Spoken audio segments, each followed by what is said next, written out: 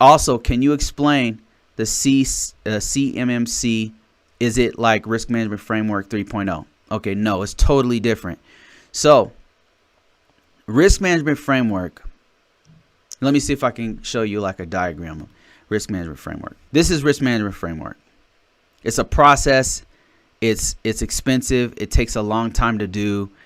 It's not easy. The organization spends lots of money and time and effort to actually complete this process.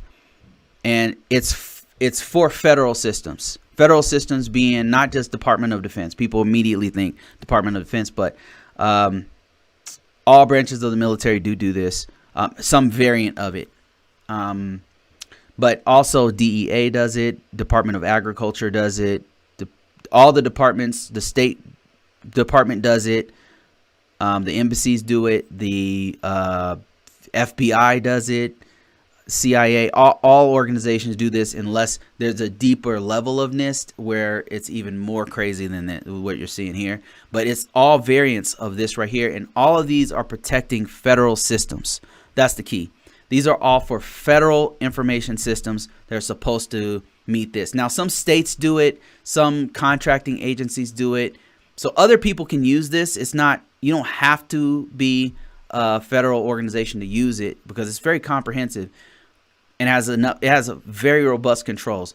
However, if you are a federal information system, you're supposed to do some variant of this right here. It's got 1,000 controls. You don't use all 1,000, but it's got 1,000 to choose one from the tailor to fit your organization's needs. It's got 7 stages that you have to go through to meet this thing. You've got the prepare step in the middle. Then you got categorizing the system, selecting the controls, implementation of the controls, assessment, authorization, and then continuous monitoring. It's a very expensive process.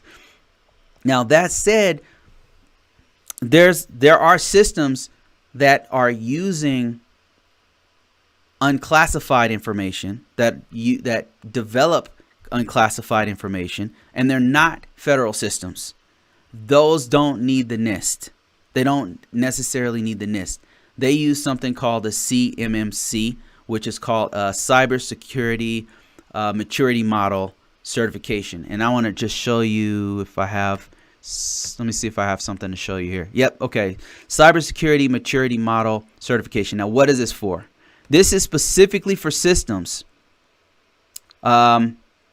It's for certified. It's to certify contractor information systems that provide a product or service to the Department of Defense. They have sensitive information that they have to protect because it's for the Department of Defense specifically, but they don't have a federal information system. They don't have a server that's owned by the DEA or FBI or DOD or whatever. They have their own server, but they're processing or transitioning or storing information for the Department of Defense. So I have some examples here for you, but let me just give you a little bit more on this. So these systems are called defense industrial base. These are like small time. Lockheed Martin is probably not a good example of this because they work a lot of times directly on the actual federal systems.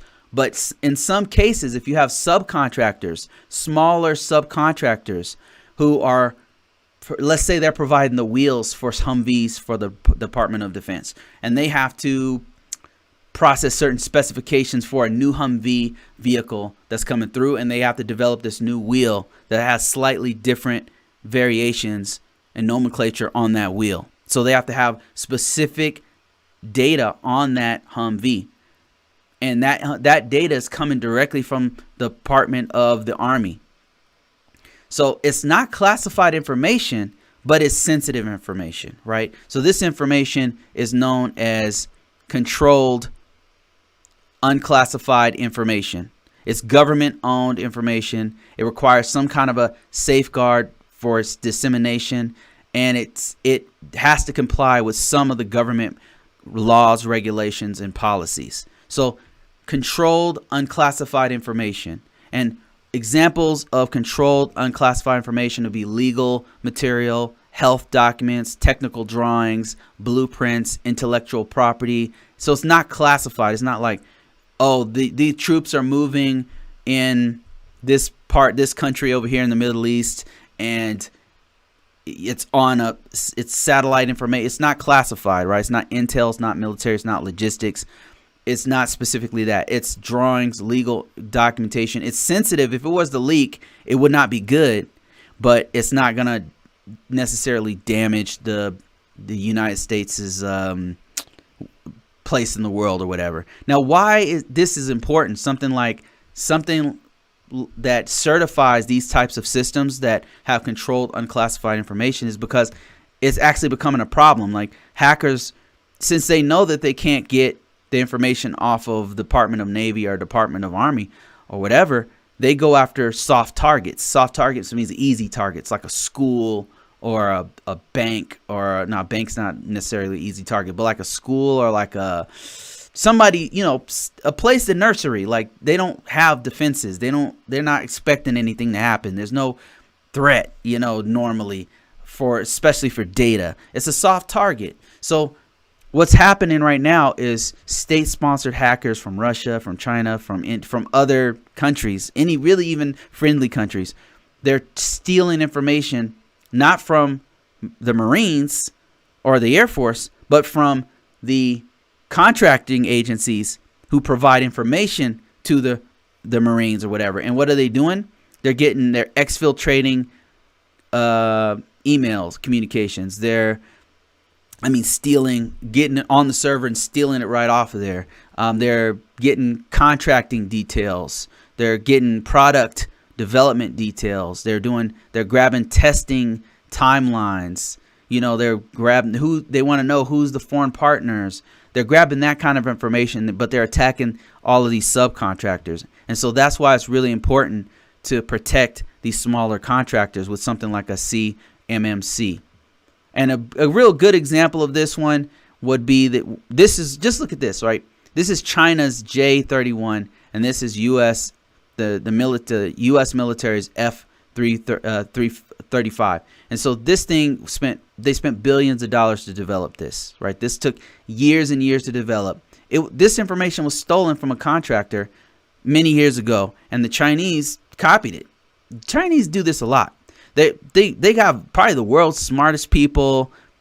They've got great engineers. They got some of the top scientists and engineers and developers in the world.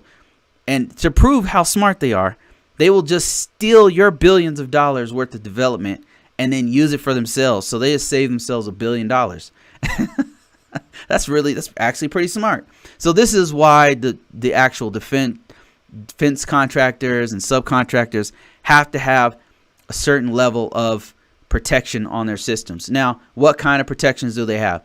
It's not like the protections are different. They don't need this level they don't need 1,000 controls to choose from, because they're not using a federal government system. They're obviously a smaller target. They don't have classified information, but their information is important enough to do something like this. So what you're seeing here, let me see if I can move my my face here. If I can just move myself over here so you can actually see what I'm seeing. Okay. So what you're seeing here are what are called 17 capability domains, or also known as, I believe they call these processes. These are all control domains that the organization who has to do the CMMC, they have to choose from these controls here. And these are medium level controls for AC, access control, incident response. And these are pulling from the NIST 853. So if you know risk management framework, if you're familiar with the controls, it's very similar. You have a couple of different ones. I think there's recovery. That's not a control family that I'm familiar with, but you've got configuration management. I'm very familiar with that one. System and information integrity, SC controls, AU controls, AT controls. Those are all very familiar to me. So they have to meet one of these levels of security compliance. There's the first level is, and I think I have a better breakdown of this right here. Let me go to that one. So you have to have practices and processes. And processes are documentation. That's like, processes are like policies, procedures written down.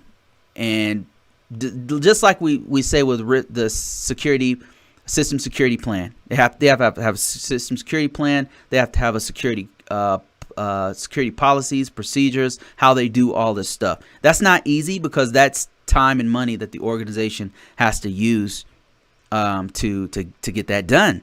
So, that is not an easy, it sounds like an easy test. Like, oh, they could just write up a compliance sheet real quick. No, what if they have 4 or 5 different systems that have to be CMMC compliant? Like, what if, they're not making that much money? They're making money, but they can't throw $100,000 on a project, right? So this is something that the organization really has to put into the early stages of development. And if they don't, then they're going to spend some money on this.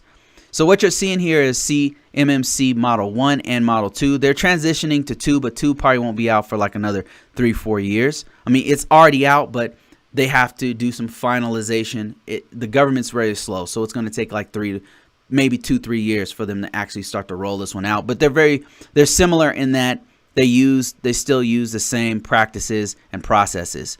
So practices are the actual controls that we saw on the last slide, and the processes are the actual documentation. The current one, Model 1, has levels 1 through 5, with 5 being the most, having the most controls and the most documentation that's necessary for the actual certification.